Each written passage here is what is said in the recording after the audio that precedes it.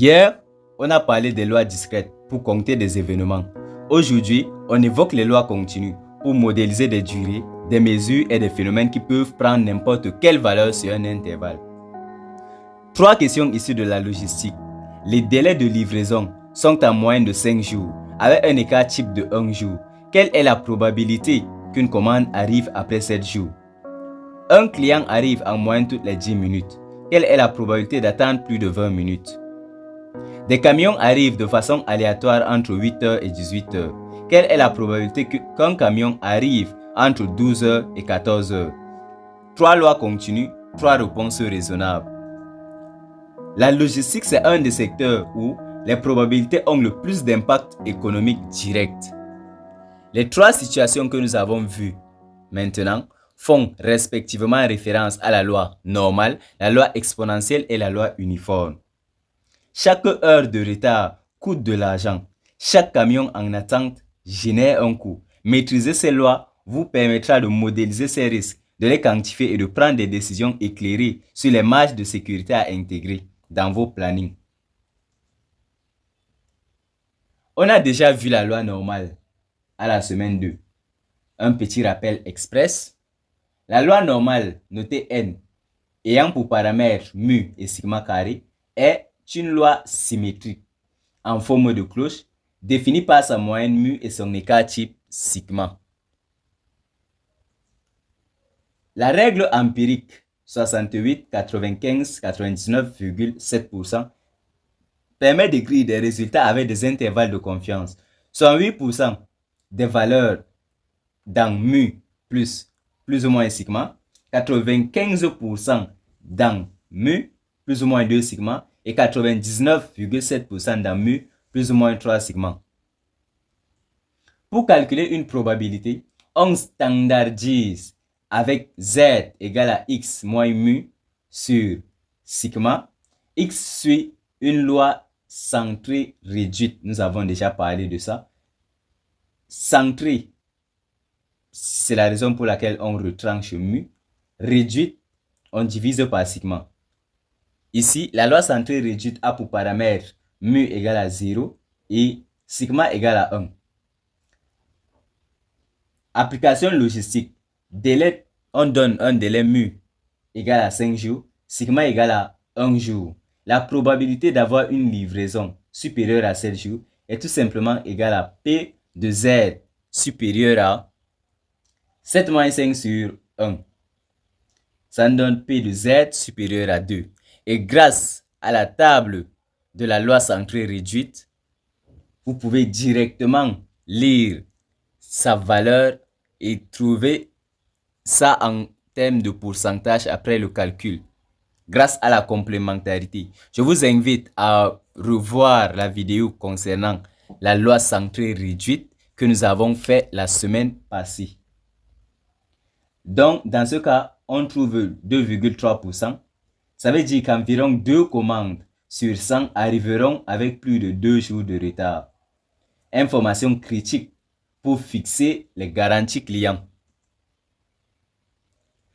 La loi exponentielle modélise le temps d'attente entre deux événements successifs ou la durée de vie d'un système.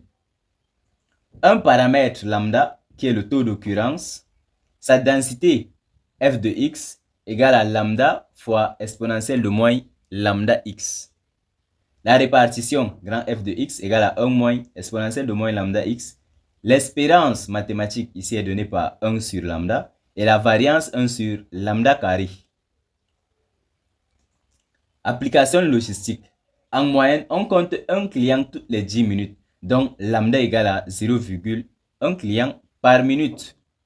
La probabilité d'attendre plus de 20 minutes est tout simplement égale à exponentielle de moins 0,1 fois 20 qui nous donne exponentielle de moins 2 et ça nous donne 13%, soit donc 13% de risque d'attendre plus de 20 minutes.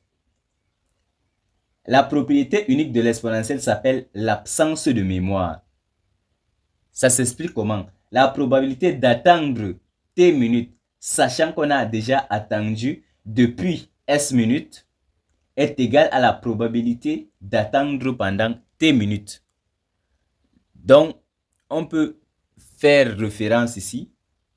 On parle de l'absence de mémoire, dont on ne se souvient plus du temps qu'on aurait attendu. Peu importe depuis combien de temps vous attendez, la probabilité d'attendre encore ne change pas. C'est vrai pour les comportements électroniques, mais pas pour les moteurs qui s'usent avec le temps, qui se dégradent de façon progressive. Parmi les applications de la loi exponentielle, nous avons le temps entre deux appels téléphoniques, durée de vie d'un composant électronique, temps entre deux séismes, lien. Si le nombre d'événements, on a le nombre de poissons. Ici, le lien avec Poisson est fondamental. Si le nombre d'événements par unité de temps suit la loi de Poisson, alors le temps entre les deux événements suit la loi exponentielle. Les deux lois sont en fait complémentaires. Parlons de la loi uniforme. Notez U de A, B. Donc, paramètres A et B. Ça modélise une variable aléatoire qui prend des valeurs dans l'intervalle A, B, avec une probabilité identique partout. Sa densité constante est égale à 1 sur B moins A. Son espérance vaut A plus B sur 2 et sa variance A plus B carré sur 12. La probabilité ici est proportionnelle à la longueur de temps visée. Application. On donne ici deux camions. Plutôt des camions qui arrivent entre 8h et 18h. La probabilité d'arriver entre 12h et 14h, c'est tout simplement 14 moins 12 sur ce qu'on avait initialement. Ce qui englobait tout ça au départ. 18 moins 8, et ça nous donne 2 sur 10, soit 20% des camions arriveront entre 12h et 14h. Quelques applications de la loi uniforme. Et à la base des simulations Monte-Carlo qui génèrent des valeurs aléatoires uniformes, puis on les transforme. Grâce à ça, on peut simuler des chaînes logistiques complexes, des portefeuilles financiers, des essais cliniques, tout ce qui est trop complexe à calculer analytiquement. Telles sont les applications de la loi uniforme. Je vous présente ici un tableau comparatif rapide. La loi normale concerne les phénomènes naturels qui sont symétriques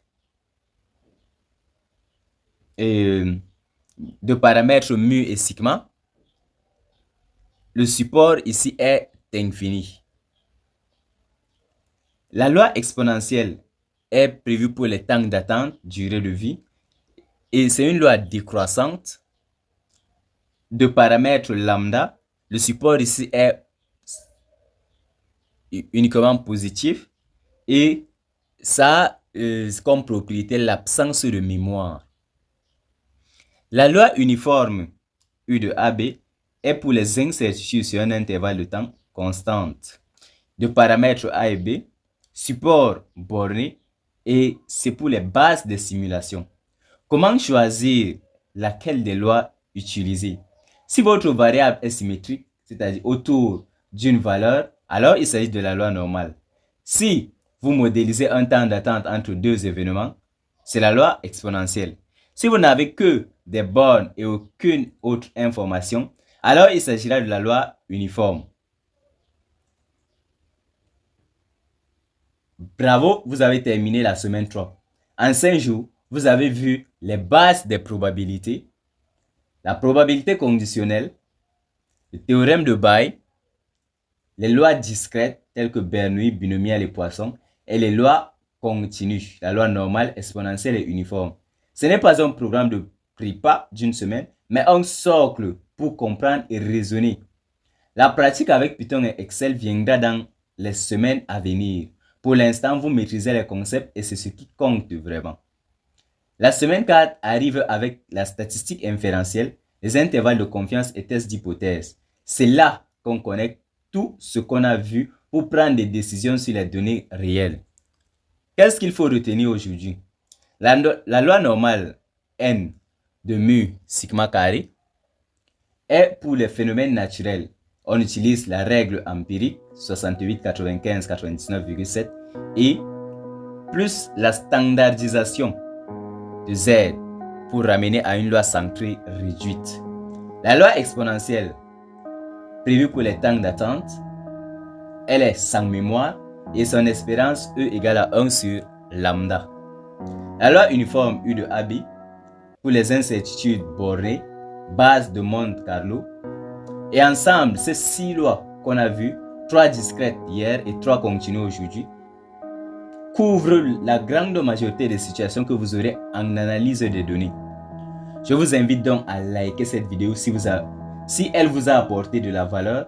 Partagez-la avec une personne qui prépare une carrière en data et abonnez-vous pour ne manquer aucune de nos prochaines vidéos. Prenez soin de vous, on se voit à la semaine 4 des statistiques inférentielles.